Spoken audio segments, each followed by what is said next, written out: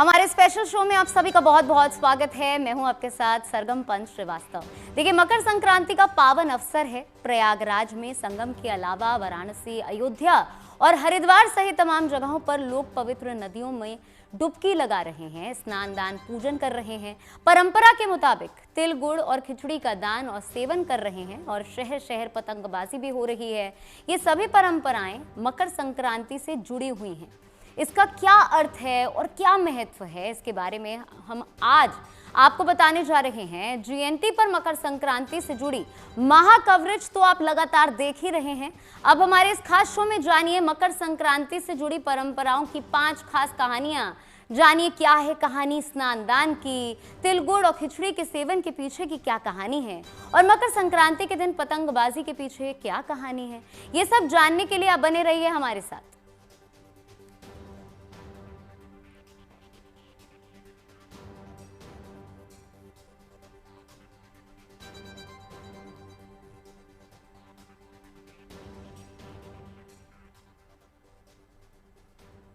अब आपको दिखाते हैं मकर संक्रांति की परंपराओं से जुड़ी कहानियां। देखिए, मकर संक्रांति जिस दिन मनाई जाती है उसे नए मौसम और नई फसल का आगमन भी माना जाता है और ये पर्व अलग अलग राज्यों में अलग अलग नामों से मनाया जाता है।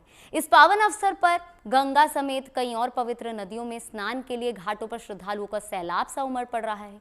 मकर संक्रांति का ये पर्व दान पुण्य का पर्व है, तो उमंग और खुशियों की संक्रांति की क्या महिमा है, क्या है आस्था की डुबकी, आपको दिखाते हैं।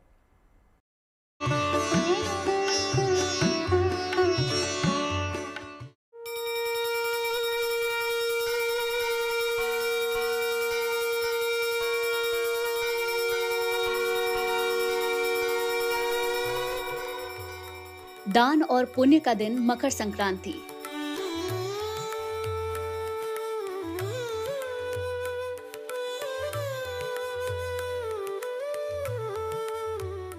देवों की कृपा पाने का दिन मकर संक्रांति।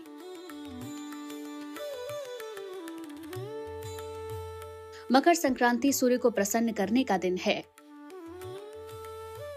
इस दिन भगवान सूर्य से मनचाहा वरदान मिलता है। ऐसे में गंगा स्नान और भगवान भास्कर की आराधना बेहद लाभकारी हो सकती है।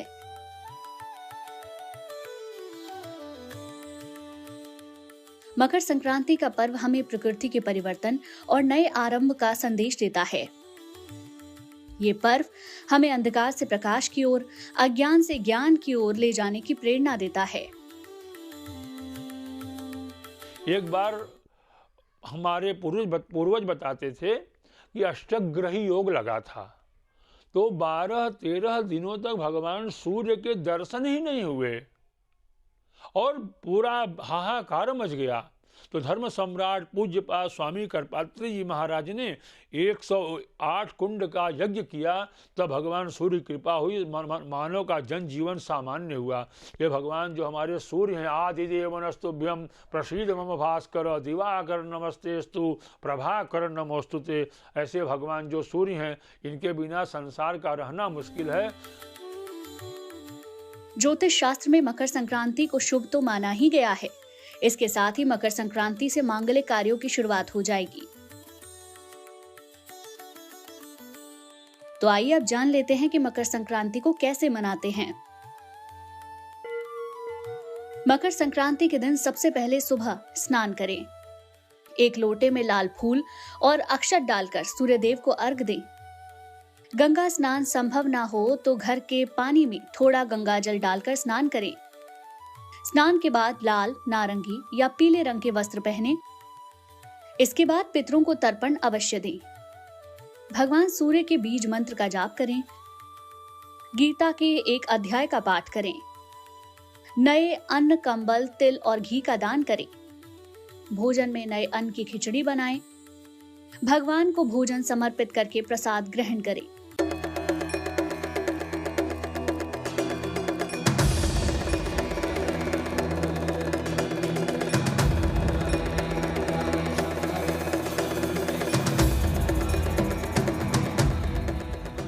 सनातन धर्म में जीवन को सकारात्मकता और समृद्धि से भरपूर रखने के लिए मकर संक्रांति हमेशा से प्रेरणा का स्रोत रही है। आज आस्था और विश्वास से भरी ऊर्जा के बीच मकर संक्रांति मनाई जा रही है।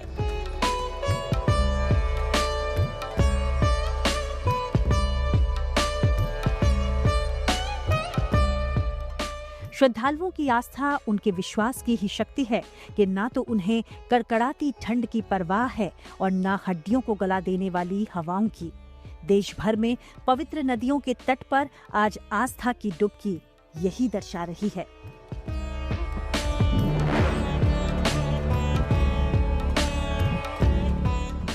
ये भारत की संस्कृति, विज्ञान और प्रकृति के मेल का पर्व है।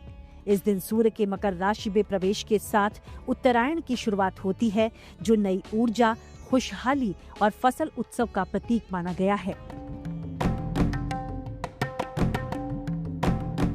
दरअसल सूर्य का किसी राशि विशेष पर भ्रमण करना संक्रांति कहलाता है। सूर्य हर माह में राशि परिवर्तन करता है, इसलिए कुल मिलाकर वर्ष में 12 संक्रांतियां होती हैं, परंतु 2 संक्रांतियां सर्वाधिक महत्वपूर्ण हैं, मकर संक्रांति और कर्क संक्रांति। सूर्य जब मकर राशि में जाता है तब मकर संक्रांति होती है। मकर संक्रांति से अग्नि तत्व की शुरुआत होती है और कर्क संक्रांति से जल तत्व की, यानी सूर्य के मकर राशि में जाते ही खरमास की समाप्ति के साथ मंगल कार्य शुरू होने की मान्यता है।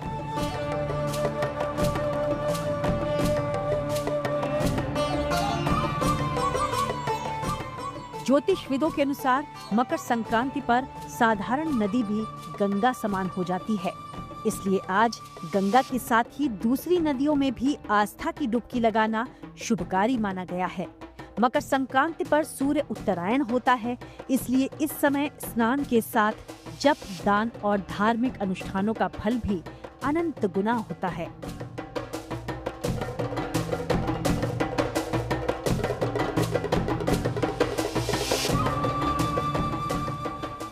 आज सुबह सवेरे गंगा स्नान और सूर्योपासना के बाद गुड़, चावल और तिल का दान श्रेष्ठ माना गया है। कहते हैं मकर संक्रांति पर किया हुआ दान अक्षय फलदायी होता है, इसलिए अपनी क्षमता के मुताबिक दान करें। वैसे चावल, उड़द दाल, सब्जी, नमक, घी और वस्त्र का दान शुभ फलदायी माना गया है। साथ ही इस दिन शनिदेव के लिए प्रकाश का दान करना भी बहुत शुभ होता है।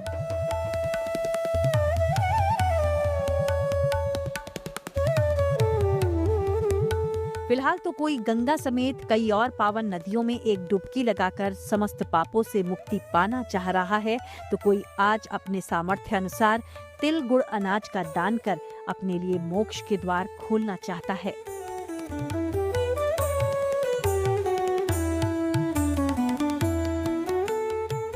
विविधताओं से भरे भारत में मकर संक्रांति पर आस्था और विश्वास की ये बयार अलग अलग रीति रिवाज के रूप में बहती नजर आ रही है, लेकिन एक उद्देश्य के साथ कि सुख, शांति और समृद्धि का आशीर्वाद हर किसी को मिले। Bureau report, good news today.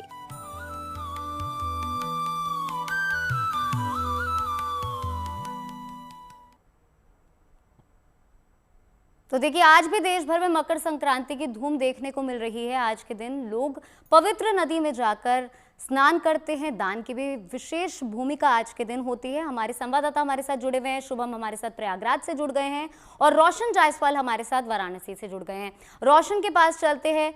रोशन, अगर हम काशी की बात करें तो लोग बाबा के दर्शन से पहले वहां पर स्नान करते ही हैं और आज मकर संक्रांति है। ऐसे में कैसे आज के दिन वहां गंगा स्नान करके मोक्ष की प्राप्ति होती है, कैसे आज का दिन महत्वपूर्ण हो जाता है? रोशन जी देखिए, बहुत अच्छा प्रश्न आपने पूछा, मोक्ष की प्राप्ति कैसे होती है। और जब इस मकर संक्रांति के पर्व पर भगवान सूर्य, भगवान भास्कर दक्षिणायन से उत्तरायण की ओर आते हैं, तो इस पूरे माघ मेले के दौरान कहा जाता है कि मोक्ष की प्राप्ति होती है, क्योंकि उत्तरायण का प्रभाव इतना ज्यादा होता है। तो अगर काशी जैसे स्थान पर, पुण्य स्थान पर अगर कोई अपने शरीर को त्यागता है तो खास कर कहा जाता है कि उसे मोक्ष की प्राप्ति होती है। और जहाँ तक गंगा स्नान की बात करें तो जो बड़े यहाँ पे पर्व होते हैं, चाहे कह ले कि मेले को लेकर, चाहे वो शिवरात्रि के दिन हो, चाहे फिर सावन को लेकर हो या फिर मकर संक्रांति को लेकर हो, भारी तादाद में, भारी संख्या में श्रद्धालु आते हैं, पहले गंगा स्नान करते हैं और एक लोटा जल लेकर बाबा विश्वनाथ को अर्पित भी करते हैं। माना जाता है कि माँ गंगा के जल को अर्पित करने से बाबा काशी विश्वनाथ पर वे प्रसन्न होते हैं और यही कारण है कि जैसे ही पुण्यकाल शुरू हुआ, रात्रि 9:35 के बाद जैसे ही सूर्य धनु राशि से मकर राशि में प्रवेश किया, दक्षिणायन से उत्तरायण की ओर आया, वैसे ही आज उदया तिथि से गंगा स्नान करने वालों श्रद्धालुओं की संख्या बढ़ती चली जा रही है और अभी दिन के 11:30 से ज्यादा हो गए हैं। लेकिन जैसे जैसे दिन ऊपर चढ़ रहा है वैसे वैसे श्रद्धालुओं की जो आस्था है, उनकी शक्ति है, उसमें कहीं से कमी दिखाई नहीं पड़ रही है। लगातार श्रद्धालुओं के आने का सिलसिला जारी है। माना जा रहा था कि 2 दिन अगर ये पर्व पड़ गया है, 2 दिनों में बढ़ गया है तो कहीं ना कहीं श्रद्धालु कम देखने को मिलेंगे। तो वहीं ये भी कहा जा रहा था कि इस पर्व पे ठंड का भी बहुत ज्यादा असर देखने को मिलेगा। बिल्कुल रोशन, बने रहिए हमारे साथ, एक बार फिर से आपके पास लौटेंगे। लेकिन शुभम हमारे साथ प्रयागराज से जुड़े हुए हैं, शुभम के पास चलते हैं। शुभम, कल से ही आप माघ मेले के रंग हमें दिखा रहे हैं। कल भी मकर संक्रांति की धूम थी पूरे देश भर में, आज भी मकर संक्रांति मनाई जा रही है। क्या भक्तों के उत्साह में अब कमी देखने को मिल रही है या फिर अभी भी उनका जोश आई है? बिल्कुल, मैं उत्साह की शुरुआत आपको आंकड़ों के साथ करता हूं। उत्साह और आस्था इतनी ज्यादा है कि करीब 10 बजे तक मेला पीआरओ से हुई बातचीत के बाद ये आंकड़ा सामने आया कि करीब 36 लाख से ज्यादा श्रद्धालु अब तक पावन डुबकी संगम में लगा चुके हैं। आज मकर संक्रांति धूमधाम के साथ मनाई जा रही है। तड़के 3 बजे से ही श्रद्धालु यहाँ आना शुरू हो गए थे और अभी जब हम 12 बजे से कुछ मिनट पहले आपसे बात कर रहे हैं तो करीब 40 लाख के आसपास श्रद्धालुओं का आंकड़ा पहुंच चुका है जो अब तक स्नान कर चुके हैं और अनुमान है कि शाम होने से पहले पहले ये करीब 1 करोड़ तक पहुंच सकेगा और देर रात तक ये आंकड़ा 2 करोड़ के आसपास पहुंच सकता है। तो यानी ये साफ है, ये आंकड़े इस बात की तस्दीक करते हैं, पुष्टि करते हैं कि ये महाकुंभ, ये माघ मेला महाकुंभ की तर्ज पर, मिनी महाकुंभ की तर्ज पर आयोजित किया गया है और सरकार ने ऐसा ही प्लान भी किया था। चप्पे चप्पे पर तमाम अच्छी व्यवस्था यहाँ पर की गई है, कड़ी निगरानी की गई है। श्रद्धालु लगातार डुबकी लगा रहे हैं, जब तब कर रहे हैं। माघ मेला चल रहा है तो जाहिर सी बात है पुण्य कमाने का ये महीना है और जीवन भर मोक्ष प्राप्ति की कामना यहाँ पर श्रद्धालु करते हैं। कुछ लोग मेरे साथ मौजूद हैं जो संगम में डुबकी लगा चुके हैं, इनके मस्तक पर त्रिपुर्ण तिलक में देख पा रहा हूँ। कैसा महसूस कर रहे हैं? बहुत ही अच्छा लग रहा, बहुत अच्छा मौसम है। सबसे पहले तो समस्त देशवासियों को मकर संक्रांति की शुभकामना और आज तक चैनल को जो हमारे सनातों को हमेशा जगाने काम कर जीएनटी का बहुत बहुत शुभकामना कि हमेशा आप धार्मिक कार्यों को लेकर आगे बढ़ते हैं। आज जब से योगी जी और मोदी जी का युग आया, हमारा सनातन जाग चुका है और देखिए मकर संक्रांति पर लाखों लाखों लोग कुंभ की भांति आए हैं। बहुत बहुत धन्यवाद। गंगा मैया की जय। बिल्कुल जयकारे लगाते हुए यहाँ पर भक्त नजर आ रहे हैं, भक्तों का उत्साह यहाँ पर साफ तौर पर नजर आ रहा है। शुभम, बहुत बहुत शुक्रिया हमें तमाम जानकारी देने के लिए। रोशन भी वाराणसी से हमारे साथ जुड़े हुए थे। रोशन, बहुत बहुत शुक्रिया। तो मकर संक्रांति की धूम पूरे देश भर में आज भी देखने को मिल रही है और मकर संक्रांति की अगर हम बात करें तो देखिए सूर्य देव की उपासना का ये पर्व है और सूर्य देव के बिना संसार में जीवन संभव ही नहीं है। मकर संक्रांति पर सूर्य की उपासना करके आप अपनी जिंदगी में चमत्कारी बदलाव ला सकते हैं और सबसे ज्यादा लाभ इस दिन दान देने से मिलता है। क्या है दान की महिमा, क्या दान करना चाहिए, देखिए हमारी एक खास रिपोर्ट।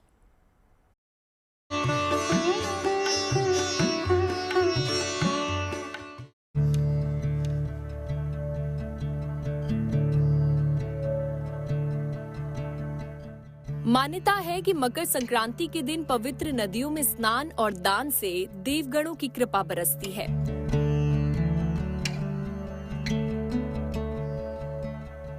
इस दिन दान करने से सूर्य देव की कृपा और स्वास्थ्य का लाभ भी होता है। मकर संक्रांति पर दान करने से व्यक्ति को शुभ फल और पुण्य की प्राप्ति होती है। शास्त्रों के अनुसार मकर संक्रांति पर दान करना पापों का नाश करता है और आत्मा को शुद्ध करता है।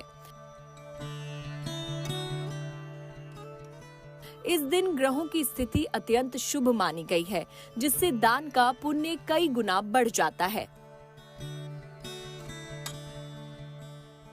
ज्योतिष के जानकारों का मानना है कि मकर संक्रांति पर दान देने से पहले कुछ बातों का ध्यान रखें तो आपको दान का विशेष लाभ मिल सकता है।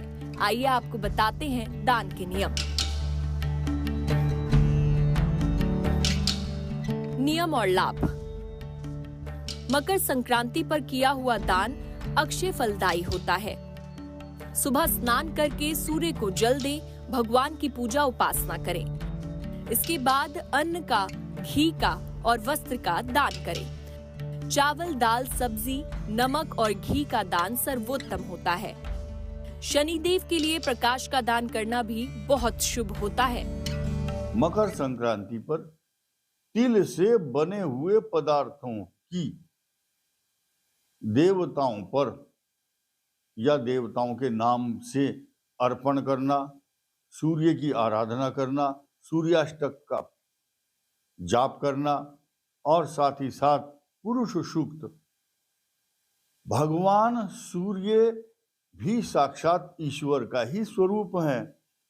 सूर्य सहस्रनाम स्तोत्र, पुरुष सूक्त, सूर्याष्टक स्तोत्र, इन सब का जाप और यज्ञ आदि करने से, तिल, जौ आदि से, लेकिन साथ ही साथ दान करने का महत्व बताया गया है कि अगर जब गंगा स्नान करने के बाद आप तिल से बने पदार्थ या अन्न, चावल, खिचड़ी बनाते हैं, उड़द की दाल और चावल, वो दान करने के साथ साथ आप ऊनी वस्त्र, वूलन का कोई कपड़ा अगर अवश्य जरूरतमंद व्यक्ति को दान करते हैं तो वो आगे चल करके भविष्य में कई हजार गुना रिटर्न होता है, ऐसा शास्त्रों में वर्णन है।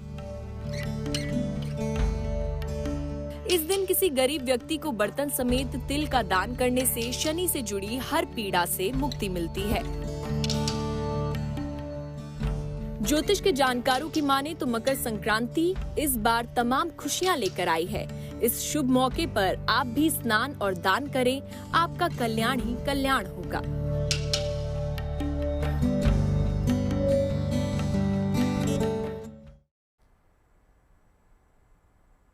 मकर संक्रांति के दिन घी, तिल, कंबल, खिचड़ी दान का खास महत्व है।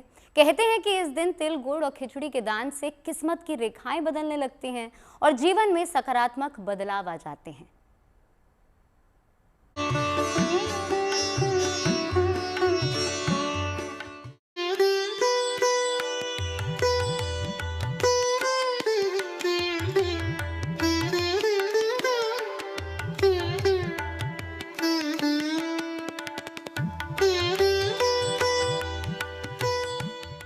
मकर संक्रांति के दिन से मौसम में बदलाव आना आरंभ होता है। यही कारण है कि इस दिन के बाद से रातें छोटी और दिन बड़े होने लगते हैं। सूर्य के उत्तरी गोलार्ध की ओर जाने के कारण ग्रीष्म ऋतु की शुरुआत होने लगती है। सूर्य के प्रकाश में गर्मी और तपन बढ़ने लगती है। इसके फलस्वरूप प्राणियों में चेतना और कार्यशक्ति का विकास होता है। संक्रांति हमेशा सूर्य के गोचर पर निर्भर करती है। संक्रांति उसी दिन मनाई जाती है जिस दिन सूर्योदय के बाद सूर्य का गोचर होता है। इस दिन से ठंड भी धीरे धीरे कम होने लगती है और सूर्य की किरणों का प्रभाव बढ़ने लगता है। धार्मिक दृष्टि से भी ये दिन बेहद ही शुभ माना जाता है और इसी दिन किए गए कर्मों का दोगुना पुण्य फल प्राप्त होता है। इसलिए ये दिन दान पुण्य के लिहाज से भी बहुत ही खास माना गया है, क्योंकि इस दिन जहाँ नदी स्नान, सूर्य भगवान को अर्घ्य, पितृ पूजन तथा पितरों के निमित्त नदी अर्घ्य देना और दान देना पुण्य कार्य के श्रेणी में आता है। इस त्योहार के बारे में ये भी कहा जाता है कि बिना तिल और गुड़ के ये त्योहार मनाया नहीं जा सकता है। यदि हम ज्योतिष की दृष्टि से तिल गुड़ का महत्व देखें तो ये भी बहुत खास है। वो इसलिए क्योंकि तिल और गुड़ दोनों ही सूर्य को मजबूत करने के साथ ही कुंडली में उनकी स्थिति को भी शुभ बनाते हैं। इसी कारण तिल गुड़ का महत्व धार्मिक और ज्योतिषीय दोनों दृष्टि से बहुत खास है। मकर संक्रांति का पर्व ठंड के दिनों में पड़ता है और सर्दी के दिनों में ये दोनों ही चीजें यानी तिल गुड़ का सेवन हमारे शरीर के लिए बेहद फायदेमंद होता है। इन दोनों चीजों की तासीर गर्म होने के कारण सर्दी के दिनों में ये हमें फायदा पहुंचाते हैं। जब सर्दी के मौसम में हमारे शरीर को गर्मी की आवश्यकता होती है, तब तिल गुड़ के ये व्यंजन हमारे लिए लाभकारी साबित होते हैं। तिल में तेल अधिक मात्रा में होने के कारण हमारे शरीर में तेल पर्याप्त मात्रा में पहुंचकर गर्माहट प्रदान करता है। इसी प्रकार गुड़ की तासीर भी गर्म होने के कारण ये हमारे शरीर में आवश्यक गर्मी पहुंचाते हैं। इसी कारण मकर संक्रांति के दिन तिल और गुड़ खाने तथा इसका प्रसाद बांटने की परंपरा है। वहीं दूसरी ओर भारत का प्रमुख पर्व माने जाने वाले मकर संक्रांति के त्योहार पर तिल और गुड़ बांटने का भी भरपूर प्रचलन है और मकर संक्रांति के दिन सूर्यदेव के साथ साथ श्री विष्णु तथा भगवान शनि का पूजन भी किया जाता है और पूजन के दौरान भगवान को तिल गुड़ का प्रसाद चढ़ाया जाता है। तिल का उपटन, तिल के तेल का प्रयोग, तिल मिश्रित जल से स्नान, तिल मिश्रित जल का पान, तिल हवन, तिल की वस्तुओं का सेवन और दान करना व्यक्ति के पापों में कमी करना माना जाता है। इसके अलावा लोहड़ी पर भी इसका बहुत महत्व होने के कारण इस त्योहार पर तिल गुड़ रेवड़ी, तिलकूटा, तिल गुड़ की गजक, तिल गुड़ के लड्डू, तिल चक्की, तिल गुड़ के रोल आदि बनाकर प्रमुखता से खाए जाते हैं तथा परिवारजनों, रिश्तेदारों और जान पहचान वालों को भी बांटे जाते हैं। इस दिन तिल का दान भी बेहद महत्वपूर्ण माना गया है। तिल का वैज्ञानिक महत्व भी है, तो आइए आपको बताते हैं तिल का दान क्यों है महत्वपूर्ण। तिल एक पौधे से प्राप्त होने वाला बीज है। इसके अंदर तैलीय गुण पाए जाते हैं। तिल के बीज दो तरह के होते हैं, सफेद और काले। गुणों में दोनों ही लगभग एक समान होते हैं। तिल स्वभाव से भारी, रोगनाशक और केशवर्धक होता है। तिल के दाने कैल्शियम के तत्व को मजबूत करते हैं। पूजा के दीपक में और पितृ कार्य में तिल के तेल का प्रयोग होता है। मकर संक्रांति में तिल का दान विशेष लाभ देता है। देखिए, गर्म वस्तुओं का दान, ऊनी वस्तुओं के दान का महत्व है। जैसे अन्न में आप तिल के बने सामान दे सकते हैं, उड़द की दाल, चावल, उड़द की दाल को गर्म माना जाता है, तो जिनको हम मगदल बोलते हैं, मगदल के लड्डू, तिल के लड्डू, गजक, ऊनी वस्त्र, मोजे हैं, मफलर हैं, जो दीनहीन की सेवा। देखिए, दान का बड़ा महत्व हमारे बताया गया और माघ के महीने में तो विशेष करके दान का महत्व है, क्योंकि एक महीना जो होता है कल्पवास का प्रयागराज में, यह दान और पुण्य यज्ञ का ही महीना है। तो दान, गर्म वस्तुएं, दान की वस्तुएं सब दान करने से, पुण्य करने से शुभ फल की प्राप्ति होती है। पौराणिक हिंदू कथाओं के अनुसार तिल को भगवान सूर्य से जुड़ा माना गया है और इसी कारण भगवान सूर्य के सम्मान के प्रतीक के रूप में इस दिन तिल गुड़ खाया जाता है। Bureau report, good news today. Makar Sankranti के दिन खिचड़ी का दान किया जाता है और खिचड़ी खाने की भी परंपरा है। तो इस अवसर पर खिचड़ी का क्या महत्व है, इसके बारे में जान लेते हैं।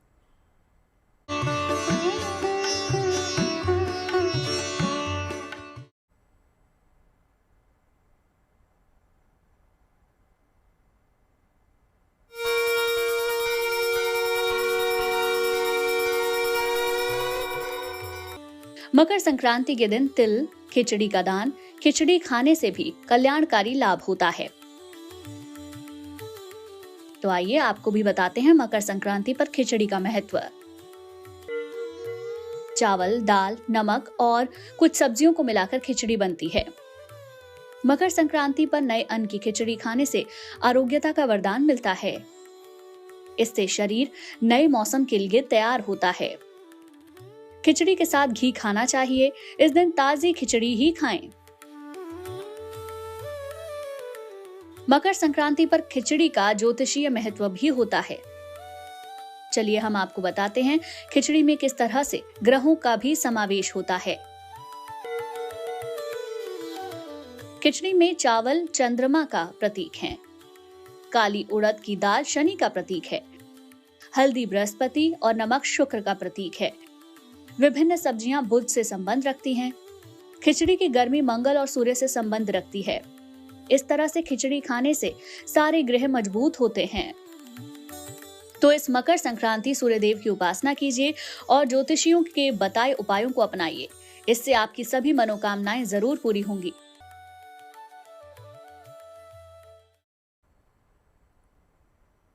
हर साल जनवरी के महीने में मकर संक्रांति का त्योहार आता है। संक्रांति अपने साथ पतंगों की सौगात भी लेकर आता है। आसमान पर रहकर भी जमीन से जुड़ी रहने वाली रंग बिरंगी पतंगे हर साल खुशियों के उत्सव की वजह बनती हैं। क्या बच्चे क्या बड़े, सब पतंगे, डोर और मांझा लेकर निकल पड़ते हैं और सारा गुजरात काय पोछे की आवाज से गूंज उठता है। लेकिन आपके मन में कभी ये सवाल उठा कि आखिर इन पतंगों की कहानी है क्या? आइए हम आपको बताते हैं।